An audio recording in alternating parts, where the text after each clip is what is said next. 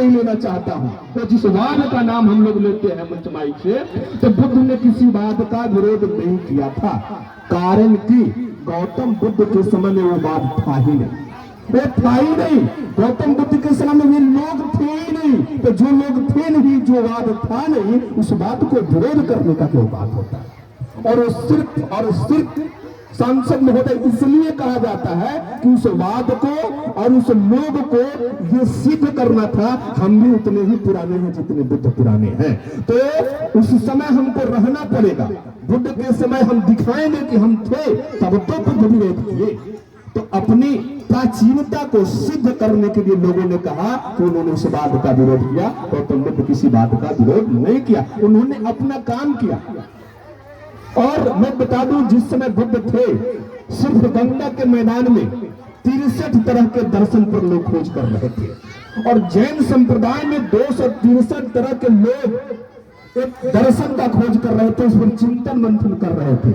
और बुद्ध ने जब घर छोड़ा था तो बहुत मानतिया है कि घर छोड़ करके छुपके निकल गए, लेकिन मेरे समझ से आप देखेंगे, विचार करेंगे कि बुद्ध ने जब घर छोड़ा तो गया कहां।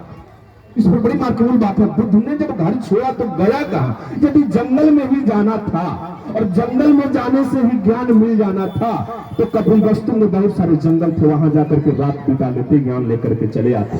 लेकिन जब वो निकलते हैं, घर छोड़ते हैं, तो कहां जाते हैं, वो राजगीर जाते हैं, वो वैशाली जाते हैं, वो बहुत सारे धम्म गुरुओं के पास जाते हैं, अलार कलाम के पास जाते हैं, कनक मुनि के बहुत सारे ऋषियों के पास जाते हैं। क्या करने के लिए जाते हैं, सीखने के लिए जाते हैं। तो हमें लगता है कि हर लेवल की शिक्षा की व्यवस्था हर जगह नहीं होती है।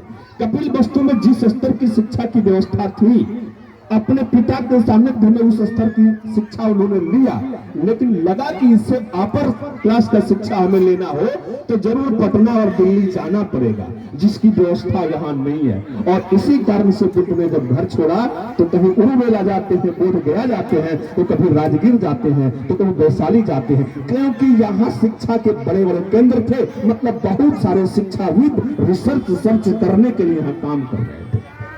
अब जब घर छोड़ करके जाते हैं, बहुत सारे गुरु से मिलते हैं और बहुत कुछ सीखते भी हैं, लेकिन और जितने सारे गुरु थे वो उनको बहुत तरह के ज्ञान दे रहे थे। कोई अध्यात्म का ज्ञान देना चाह रहा था, कोई आत्मा परमात्मा का ज्ञान देना जा रहा था, कोई स्वर्ग और नरक का ज्ञान देना जा रहा था। और सब समझने के बाद बुद्ध कहते कि नहीं, मैं जो चाह रहा हूं, मुझे जो चाहिए वो नहीं मिल पा रहा था। भाई क्या चाह रहे थे वो ये चाह रहे थे, वो आत्मा परमात्मा को डिजर्व सॉल्व करने के लिए नहीं गए थे, वो स्वर्ग और नरक को सॉल्व करना नहीं चाहते थे। उनका मानना था कि जिस रिसर्च को करने से, जिस विषय पर बात करने से लोक कल्याण न होता है, कोई फायदा नहीं होता है मनुष्य को, वैसे विषय पर सोचने से क्या फायदा है। बुद्ध तो ये जानना चाह रहे थे कि संसार में जितने सारे लोग हैं, जितने सारे प्राणी हैं, लगभग सारे लोग किसी न किसी कारण से दुखी हैं, सारे लोग किसी न किसी कारण से दुखी हैं। तो बुद्ध तो ये जानना चाह रहे थे, जब ये सारे संसार दुखमय है तो इस दुख का कारण क्या है। वो तो ये ढूंढ रहे थे कि उस दुख का कारण क्या है, और सोच रहे थे कि जब मैं दुख के कारण को पता लगा लूंगा तो उसके निवारण का मार्ग मैं ढूंढूंगा, और जब निवारण का मार्ग ढूंढ लूंगा तो अपने लोगों को उस मार्ग पर चलने के लिए प्रेरित करूंगा, तो दुखों का अंत हो जाएगा, दुखों का अंत हो जाएगा। और इसी को बुद्ध ने 4 आर्य सत्य के रूप में बताया। दुख है, दुख का कारण है, दुख निवारण के मार्ग है, तो फिर दुखों का अंत ही है। ये देखने में बड़ा छोटा सूत्र लग रहा है, और बुद्ध ने सिर्फ सूत्र दिया था, a+b² A²+B²+2AB हम लोग रट लेते हैं, ये फार्मूला है, और फार्मूला से हमारा कल्याण नहीं होगा जब तक कि हम A और B के वैल्यूज को इसमें नहीं रख पाएंगे। तो बुद्ध ने सिर्फ फार्मूला देने का काम किया, उसमें वैल्यूज हम लोगों को रखना है। तो बुद्ध ने सोचा ये कार्य कारण का सिद्धांत कि 4 आर्य सत्य दिया, और यदि इसको छोड़ दिया जाए, बुद्ध के ये 4 आर्य सत्र को छोड़ दिया जाए तो संसार में जितने सारे सेक्टर है, चाहे वो शिक्षा का सेक्टर हो, चाहे वो इंजीनियरिंग का सेक्टर हो, चाहे वो मेडिकल का सेक्टर हो, कोई सेक्टर उसके बिना पूरा नहीं है, सबके सब ध्वस्त हो जाएंगे। एक डॉक्टरी पेशा में जाते हैं तो जब भी कोई रोगी अपने डॉक्टर के पास जाता है तो डॉक्टर बुद्ध के इन्हीं सिद्धांतों को अपनाकर उसका इलाज करता है। भाई मेरे पेट में दर्द है तो डॉक्टर दर्द का दवा नहीं देता है पहले, वो हम लोग जैसा डॉक्टर दे देता होगा पहले एनाफ्रेटन का कुल काट करके। वो ये जानना चाहता है कि यदि दुख है, दर्द है, तो इस दुख का कारण क्या है, इस दर्द का कारण कहाँ छुपा हुआ है। तो पूछता है कि कल क्या खाए थे, रात में क्या खाए थे, वो कारण का पता लगाता है। और जब कारण का पता लगा लेता है कि लगन बहुत ज्यादा था, शादी में पूरी पुलाव ज्यादा खाए हैं, तो दुख है, तो दुख का कारण पता लगा, तब दुख निवारण के मार्ग है। बहुत सारे एंटीबायोटिक्स है, बहुत सारे उसमें एंजाइम है, DSR है उसको देता है, तो दुख निवारण के मार्ग है। अब जब गोलियां देता है, हम खाते हैं, तब जाकर के दुखों का अंत होता है। तो बताइए इसको छोड़कर क्या मेडिकल साइंस कदम चल सकता है? तो ये 4 आर्य सत्य दिए और सबसे बड़ा खोज उनका था कार्य कारण सिद्धांत। कार्य कारण सिद्धांत इतनी बड़ी खोज थी कि जिसको खोज लेने के बाद से मानव जीवन में नए नए नगरों का जो उदय हो रहा था, उसमें एक क्रांतिकारी विकास हुआ से कार्य कारण की सिद्धांत को खोज लेने से। और जिस कार्य कारण को सिद्धांत को बुद्ध ने भारत में खोजा था, शायद 16वीं सदी के पास यूरोपीय देशों में कार्य कारण सिद्धांत गया। उसके पहले कार्य कारण सिद्धांत को लोग नहीं जानते थे, और जब वहां जाने तब जाकर के वहां एक क्रांति से हुई इस कार्य कारण के सिद्धांत को जान करके। तो साथियों, बुद्ध जानने की वस्तु है, वो मानने की वस्तु नहीं है। और जान लीजिए, बुद्ध ने किसी धर्म का स्थापना नहीं किया, और बुद्ध एक धार्मिक पुरुष नहीं है। बुद्ध का जो विचार था प्राथमिक था, बुद्ध का जो विचार था परीक्षणीय था, बुद्ध का जो विचार था प्राकृतिक था, बुद्ध का जो विचार था अनुभव करने वाला था, और बुद्ध का विचार साक्षात्मक था। और इसीलिए तो कहा जाता है कि बुद्ध का विचार वैज्ञानिक था, बुद्ध का विचार वैज्ञानिक था, और इसीलिए कहा जाता है कि बुद्ध एक वैज्ञानिक थे। तो मैं ये कहता हूं कि हम लोगों को बुद्ध को जानना जरूर है, और बुद्ध को मानना जरूर है, समझना जरूर है, लेकिन बुद्ध को एक टीचर के रूप में देखना है, बुद्ध को एक फिलोसोफर के रूप में देखना है, बुद्ध को एक दार्शनिक के रूप में देखना है, न कि बुद्ध को एक धार्मिक पुरुष के रूप में देखना है, बुद्ध को ईश्वर के रूप में देखना है। और ईश्वर मान करके हम पूजा पाठ करते रह जाएंगे, कोई चीज हमें हासिल होने वाला नहीं है। उदाहरण के तौर पर देखा जा सकता है, जिन जिन देशों ने बुद्ध को ईश्वर मान करके पूजा, वो देश आज भी विकसित श्रेणी में नहीं आए।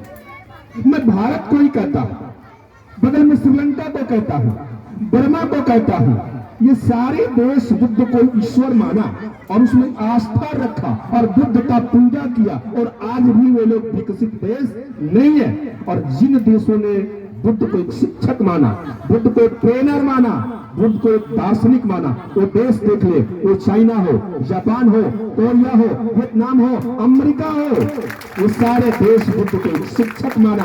और जिन जिन देशों ने बुद्ध को शिक्षक माना, उन देशों को देखिए आज विकसित देश की श्रेणी में आए। और कुछ लोग कहते हैं कि बुद्ध को अपना लेने से अपना देश पिछड़ गया, हम पीछे चले गए। बुद्ध को अपनाने से हम पीछे नहीं हुए थे महोदय, हम तो पीछे बुद्ध को छोड़ देने से हो गए। और आज हम लोग फिर से बुद्ध के तरफ बढ़ रहे हैं। आज हम लोग जब फिर से बुद्ध के तरफ बढ़ रहे हैं, तो सर मार्केटिंग करने वालों की कमी नहीं है इस देश में। हमारे लोग भी बाहर में जाके अब कहने लगे हैं कि हम बुद्ध के देश से आए हैं, हम युद्ध नहीं चाहते हैं, सिर्फ बाहर में। तो ये बुद्ध बहुत अच्छे एक मार्केटिंग गुरु थे। उन्होंने विचारों को स्वतः उत्पन्न किया और उसका अच्छे ढंग से मार्केटिंग किया। और मैं कहना चाहता हूं सम्राट अशोक क्लब के कार्यकर्ताओं से, जब भी आप लोगों के बीच जाए तो बुद्ध को विचार जो है उनको ठीक तरीके से लोगों के बीच रखने का काम करो, किसी से तुलना करके नहीं कि वैसा है वैसा है। हम यदि अपना प्रचार करना चाहते हैं, हम क्या करेंगे वो बताएंगे। अरे तू क्या किया जाए, तेरा प्रचार हम क्यों करें, हम तो इसी तरह से प्रचार करते करते क्या पे क्या कर दिए। तो हम लोग अपनी प्रचार करें, दूसरे के प्रचार के चक्कर में न पड़े और बुद्ध के वास्तविक शिक्षा अपनाएं और बुद्ध को पढ़ें, बुद्ध को समझें और बुद्ध को अपने जीवन में उतारने का काम करें। और एक छोटी सी घटना, ये बुद्ध को ठीक से समझ लिए। जिस तरह से पश्चिम के देशों में मार्क्स सिद्धांतों को लेनिन ने अपने शासन सत्ता में स्थापित कर दिया, तो लेनिन भी महान हो गया और बुद्ध भी मार्क्स भी महान हो गए। ठीक उसी तरह से भारत में बुद्ध के दर्शन को, बुद्ध के फिलॉसफी को एक सम्राट अशोक महान हुए, उन्होंने अपने शासन सत्ता में स्थापित किया और लागू कर दिया, तो उन्होंने भी सम्राट से सम्राट अशोक महान बन गए। तो महान बनने के लिए बुद्ध को छोड़ करके हम महान नहीं हो सकते हैं। हम यदि पुनः विश्वगुरु बनना चाहते हैं, पुनः विश्व विजेता बनना चाहते हैं, तो बुद्ध और अशोक को छोड़ करके हम नहीं बन सकते हैं। और जो देश भारत है, ये भारत देश का मतलब बहुत तरह से व्याख्या इसका की जाती है, लेकिन मेरी एक व्याख्या है, भारत उस भूखंड का नाम है जिस भूखंड पर शांति और शक्ति दोनों एक साथ उसका उदय होता है। शांति और शक्ति दोनों का परिचायक जो भूखंड होता है, वैसे ही भूखंड को क्या कहा जाता है, भारत कहा जाता है। और उस शांति का प्रतीक इसलिए है कि ये बुद्ध की धरती है, और शक्ति की प्रतीक इसलिए है ये सम्राट अशोक की धरती है। और फिर से मौसम को देखते हुए मैं ज्यादा न कहते हुए मैं ये बात कहते हुए विदा लूंगा। गार्जियन सब ऊपर बैठे हैं, सामने भी हमारे क्रांतिकारी कार्यकर्ता लोग बैठे हुए हैं। जब भी हमारा सम्राट अशोक क्लब किसी कारणवश डगमगाता या लड़खड़ाता, तो मैं देखता हूं कि आप लोगों के सहयोग से ये सम्राट अशोक क्लब का इज्जत बचाने का काम, इज्जत बचाने का काम, लाज बताने का काम ये सम्राट अशोक क्लब जिला इकाई सीतामढ़ी कई वर्षों से करते आया है। और इसलिए मैं सीतामढ़ी टीम के आगे पूरे सम्राट अशोक क्लब बिहार प्रदेश की तरफ से नतमस्तक।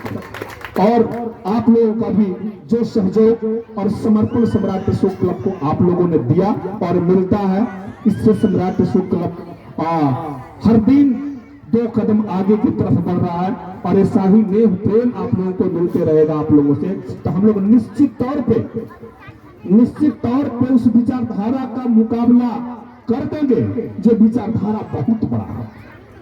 हमें याद है कि एक नेता, नाम नहीं लूंगा, हमारे कार्यक्रम में आए थे तो कहे थे कि इस देश में बहुत सारे संगठन हैं, जो संगठन तो बहुत बड़ा है लेकिन उसका विचार बहुत छोटा है, उसका विचार बहुत छोटा है। और सम्राट अशोक क्लब संगठन छोटा जरूर हो सकता है, लेकिन महोदय इसका विचार बहुत बड़ा है। यदि फलते गया, फूलते गया, आप लोगों ने उसे खाद और पानी देते गया, तो निश्चित तौर पर ये वृक्ष बनेगा और वैसे ऐसे विचारधाराओं को टक्कर देने में सक्षम होगा, जो आज पूरे भूमंडल पे, मैं भारत नहीं पूरे भूमंडल पर कब्जा करने के लिए, अजगर की तरफ मिल जाने के लिए तैयारी कर रहे हैं। हम लोग उसका मुकाबला करेंगे। और बहुत कुछ न कहते हुए, मौसम को देखते हुए मैं अपनी बातों को विराम दूंगा। और गार्जियन तो चंद्रगुप्त की बात कर रहे थे, तो एक लाइन चंद्रगुप्त के बारे में बोल करके मैं अपने बातों को समाप्त करूंगा कि जिसके भय से सिकंदर भाग गया, आप लोग सिकंदर के नाम ले रहे थे, तो जिसके भय से सिकंदर भाग गया वो चंद्रगुप्त मौर्य था। जिसके भय से सिकंदर भाग गया वो चंद्रगुप्त मौर्य था। उसका ऐसा ही पराक्रम और शान शौर्य था। वो शेर के घाट पर सियार को पानी पिलाया करता था और भारत को सोने की चिड़िया बनाने का उसी का दौर था, उसी का दौर था। और सम्राट अशोक, कैसे उनको छोड़ू, सम्राट अशोक तो विश्व विजयी महान था, कारण कि न्यायप्रिय प्रजारक्षक साक्षात देवता इंसान था। और आज का भारत अशोका काल में महाभारत हुआ करता था, कारण कि इसमें तिब्बत, ताइवान, बर्मा, भूटान, काबुल और अफगान था। तो ये अखंड भारत था। तो बस बहुत बहुत धन्यवाद, आप लोगों ने हमें सुना। और फिर से एक बात तो छूट ही रहा है विधायक जी, अब तो पता नहीं मैं कहूं कि नहीं कहूं। अब कह नहीं रहा हूं इसलिए कि हम लोग भोजपुरिया क्षेत्र से आते हैं और कहा जरा भोजपुरी में टूटलो हाथीसार तो 9 घर के संग। हाथी का रखने वाला मकान टूटा भी होता है तो उसमें छोटे छोटे कई घर बन सकते हैं। तो मुझे बहुत कुछ नहीं कहना। इस बार जब हम आए और ये प्राकृतिक जो कहर हमने देखा, और देखा तो देखा कि वो सांसद साहब के ऊपर से टपक रहा है पनिया उनके फोटो पर। तो हमें लगता है कि जब अगले बार से हम लोग यहाँ आए तो पानी को टपकने का अवसर न मिलेगा, कुछ ऐसा कहते हुए अपनी बातों को विराम देता हूँ। जय बुद्ध, जय अशोक, जय भारत।